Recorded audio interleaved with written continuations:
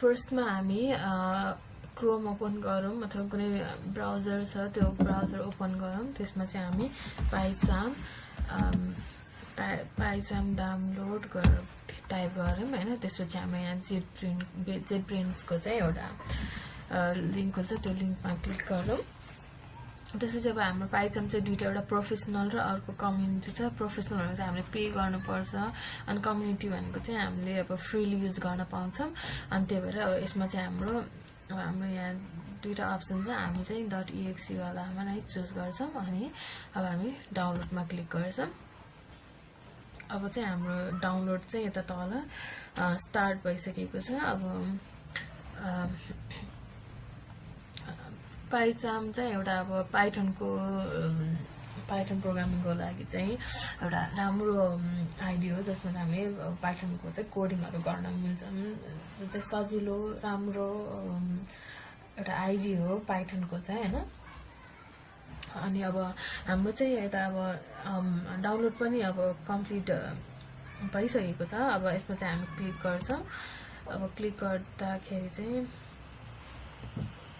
हाम्रो download click गरिसकेपछि चाहिँ अब यहाँ हाम्रो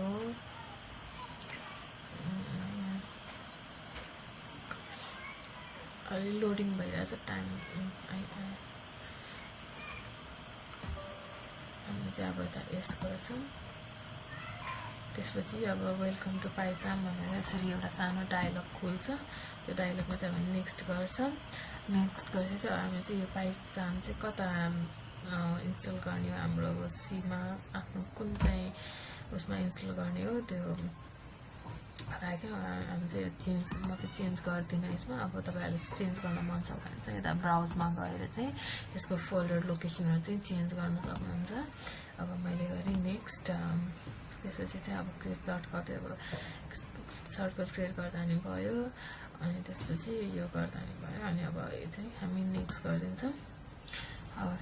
अब चाहिँ इन्स्टल क्लिक गर्छौँ हैन अब इन्स्टल भइरहेछ अब हाम्रो चाहिँ यता के हुन्छ भन्दाखेरि यसमा अब हाम्रो त्यो डाउनलोड गरेर लिङ्क भएको छ अनि अब पाइथनको लागि चाहिँ राम्रो एउटा आइडीको रूपमा चाहिँ अब यही पाइचाम नै त्यो छ अब हामी चाहिँ इन्स्टल भइरहेछ यसमा चाहिँ अब हेरौँ हामी चाहिँ अब हाम्रो चाहिँ यो विन्डोजको लागि गरे हौँ अब सपोज हामी यसमा चाहिँ अब के जस्तै अब म्याकको लागि गर्नु छ भने यहाँ गएर क्लिक गरेर गर्दा हुन्छ लिनक्सको लागि भयो यता गएर क्लिक गर्दा हुन्छ लिनक्सलाई चाहिँ यहाँ .tar.gz भनेर फाइलमा आयो म्याकको लागि .dmg भनेर चाहिँ फर्मेटमा आयो अनि त्यसपछि विन्डोजको लागि चाहिँ .exe भन्ने फर्मेटमा आयो हैन अनि यसको अब प्रोफेसनलमा पनि त्यस्तै अब exe विन्डोजको लागि भयो exe म्याकको लागि भयो चाहिँ .dmg वाला भयो एक्सटेन्सन अनि लिनक्सको लागि चाहिँ .tar.gz भनेर आएछ अनि त्यसपछि अब हाम्रो यसमा चाहिँ अब पाइचाम इन्स्टल गर्नको लागि चाहिँ हामीलाई चाहिँ के चाहिन्छ भनेर भनेको छ भन्दाखेरि यो चाहिँ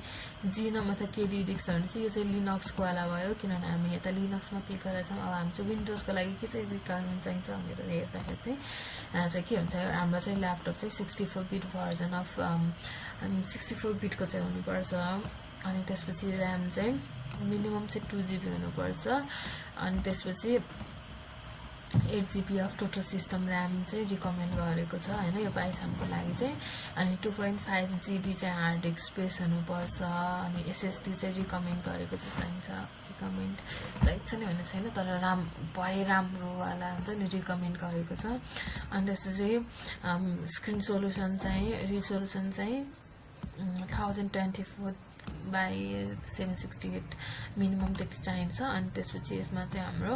पाइथन चाहिँ 2.7 अथवा 3.5 अथवा न्युअरको चाहिँ हाम्रो त्यति चाहिँ हुनुपर्छ पाइथन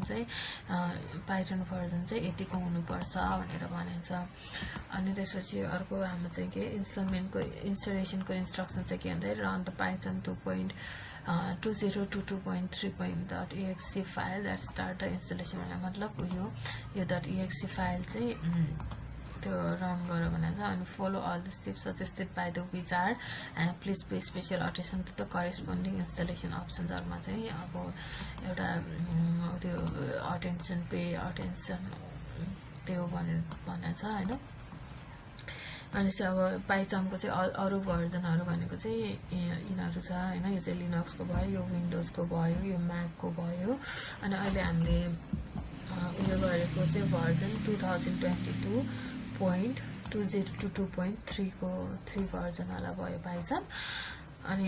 अर्को चाहिँ अब थर्ड पार्टी सफ्टवेयरहरूमा चाहिँ के छ भन्दाखेरि third party software and licence this page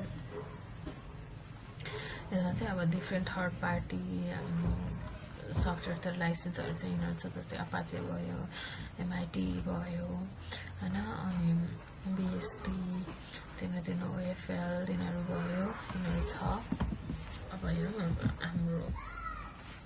चाहिँ यो पाइथन पनि अब कम्प्लिटली इन्स्टल भइसकेको छ। अनि त्यसलाई हामी फिनिस गर्छौँ। फिनिस गरेपछि हाम्रो अब पाइथन चाहिँ इन्स्टल भइसकेको छ। यहाँ अब हामी के गरौँ भन्दाखेरि पाइचार्म एडिटर 2022.3 यो भर्जनको चाहिँ यहाँ इन्स्टल भइसकेको छ।